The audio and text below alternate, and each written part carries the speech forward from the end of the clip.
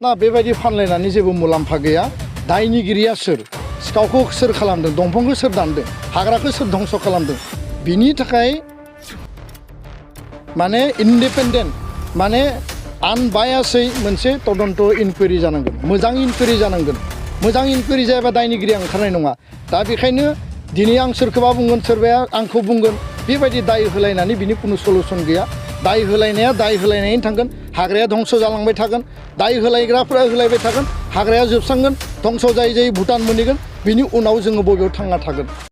चिरां जिल्लानि साहा थानाय बे माने रिपु रिजार्भ जि माने फरेस्ट एरिया, बे फरेस्ट एरियानि जि भारत भुटान माने जि सिमा बा बड'लेण्डनि जि मोनसे हार्डलेण्ड, बे माने साहा थानाय जिखिनि हाग्रा ओनसोल दङ, बेयाव सिगांनिफ्रायनो जोंनियाव माने गोबां रिपर्ट दङ जे बेयाव माने दंफां दाननाय, हाग्रा एवस्रांनाय, हाग्राखौ फोजोबस्रांनायनि खामानिया सोलिबाय थादों।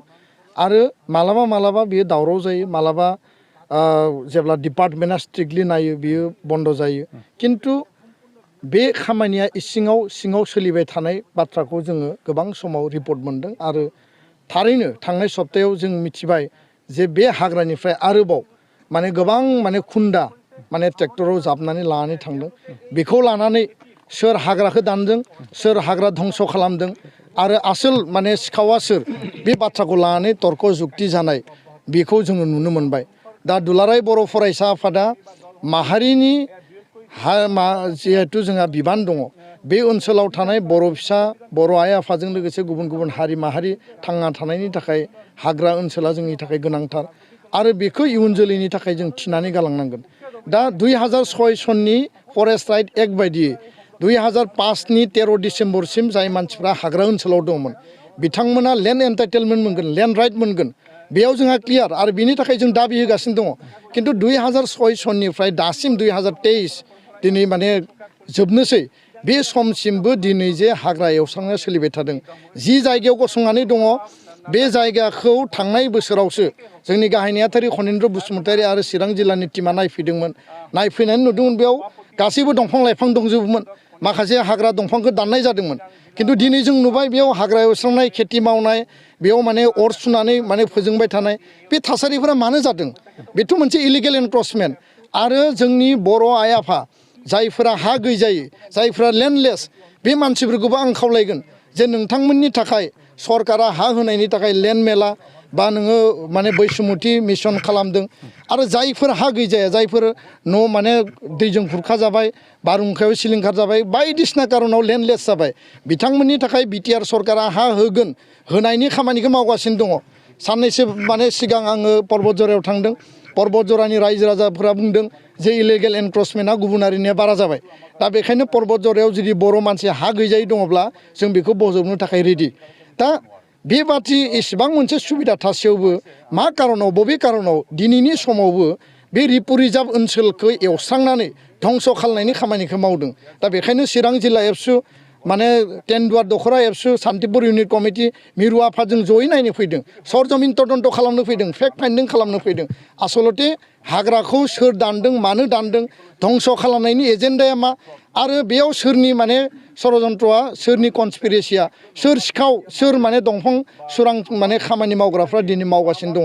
दुलाराय बर' फरायसा आफादनिफ्राय जोङो स्ट्रंलि जोङो बुंदों जे दंफां दाननाया बन्द जानांगौ, हाग्रा एवस्रांनाया बन्द जानांगौ, हाग्रायाव एनक्रच खालामनाया बन्द जानांगौ। बेखौ कुनु कारनाव सैज्य खालामनाय जानाय नङा। आरो बिनि थाखाय गोनां जायोबा दुलाराय बर' फरायसा आफादा 500 जन भलन्टियार दोननानै बे हाग्रा ओनसोलखौ नेनायनि खामानिखौ जों मावनो बाध्य जागोन। आरो बे जायगानिफ्राय आसामनि गिबि मन्त्रि डक्टर हिमन्त बिश्व शर्माखौ खावलायदों, बिटिआरनि मानगोनां चिफ प्रमद बर' बिथांखौ खावलायदों जे फरेस्ट प्रटेक्शननि हाग्रा ओनसोलखौ प्रटेक्शन खालामनायनि खामानिखौ बिथांमोना स्ट्रंलि मावनांगौ। कुनु कारनाव कमप्रमाइज खालामनायनि बाथ्रा गैया, कुनु कारनाव बेखौ माने नायनानै थानायनि बाथ्रा गैया। आरो रायमना नेशनेल पार्कखौ प्रटेक्शननि सार्थआव जेरैबायदि माने नोङो वेस्ट बेंगल, भुटान आरो आसाम आरो बड'लेण्ड बे माने सारिखिमाखौ नायनानै जेरैबायदि रायमना नेशनेल पार्क बे रिजार्भ फरेस्टखौ घोषणा होदोंमोन, दिनै मोनसे प्रटेक्शननि बेबस्थायाव थांबाय।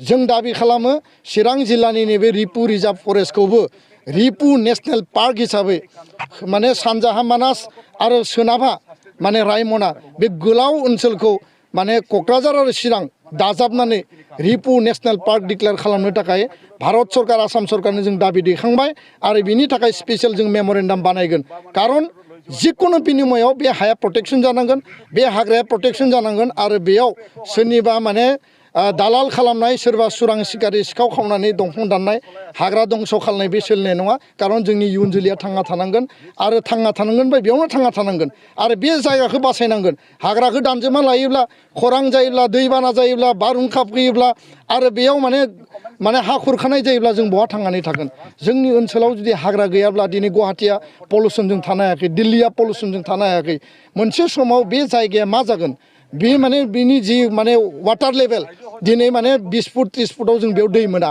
बिनि थाखाय 400 500 फुट बरिं खालामनांगोन सोरनियाव 10-20 लाख थाखा दङ जे बेयाव बरिं खालामनानै जों दै मोनलोंगोन बे बाथ्राफ्रा जोंनि थाखाय बिराद साननो गोनां दा बेखायनो जों खावलायदों दुखु मोनदों दिनै आंनि गोसोआ जोंनि एबसुनि गोसोआ दिनै गाबनो ओंखारदों जे बे जायगायाव फैनानै जों मा नुफैखो बे बाथ्राखौ जोङो 1995 आव नुदोंमोन 90 समाव नुदोंमोन बे थासारिया आलादामोन आन्दलन दङमोन माखासे परिबेस दङमोन बे समाव हाबबाय किन्तु दिनैबो जे बेबायदि जुदि हाग्राखौ फोजोबस्रांनाया जायोब्ला बियो जोंनि थाखाय जोबोद दुखुनांथाव हारिया जोबस्रांगोन साफा सानै जायफोरा हा माने एनक्ल'ज खालामनानै लादों बिथांमोननि जिउ थांना थानायनि थाखाय सरकारा बेबस्था लानांगोन आरो बिथांमोना बुंदों सरकारा बेबस्था लागोन किन्तु मानि थाखाय एनक्ल'जमेन्ट मानि थाखाय हाग्रा एवस्रांनाय बिनि सायाव बिटिआर सरकारा स्ट्रिक्ट नोजोर लाखिनांगौ आरो बेखौ जों खावलायबाय आरो बियो जुदि स्टप जायाब्ला बिनि थाखाय जोङो गोजौ लेभेलसिम थांनो थाखाय बाध्य जागोन ना बेबायदि फानलायनानै जेबो मुलाम्फा गैया दायनिगिरिया सोर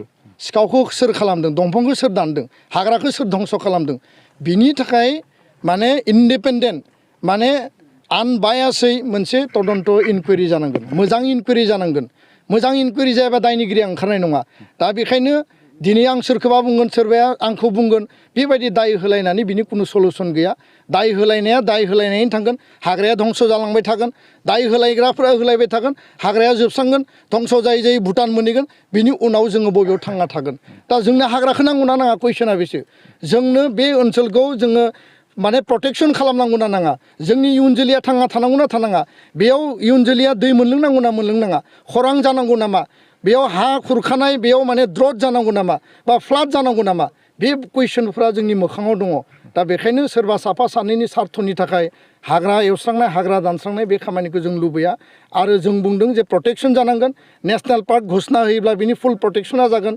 बेयाव फरेस्टनि गासैबो माने सिकिउरिटि बा फर्सेस जिखिनि प्रटेक्शननि टिम दङ बिसोर थाफैगोन दा बिनि थाखाय बिटिआर सरकारा खामानि मावनांगोन प्रप'जेल हरनांगोन आसाम सरकारनि गिबि मन्थ्रिखौ जोंबो खावलायगोन सरकारनिफ्रायबो खावलायनांगोन आरो भारत सरकारखौ नारसिननानै बेखिनिखौ आदाय खालामनांगौ नङाब्ला फैबाय थानाय बे 2 बोसोराव जिखिनि दङ 10 किल'मिटार दङ होननानै बुंदों बियो जोबनो थाखाय बारा गोबाव गैलिया आरो बियो जोबनांगौबा बर' हारिनि थांना थानायानो माने रैखाथि गैयै जागोन होननानैसो आं दिनै बुंनो नागिरो